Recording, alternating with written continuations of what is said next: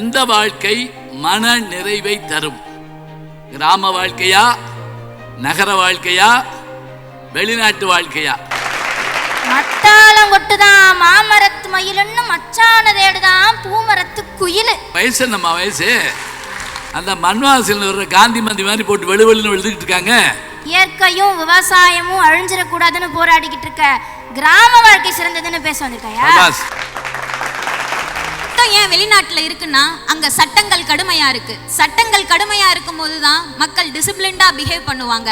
அந்த பிஹேவியர் இருக்கும் பொழுதுதான் தனி மனித ஒழுக்கம் இருக்கும். தனி மனித ஒழுக்கம் எங்க இருக்கோ மனநிறைவான வாழ்க்கையும் அங்கதாங்க இருக்கும். அந்த மனநிறைவை தரது வெளிநாட்டு வாழ்க்கை தான்.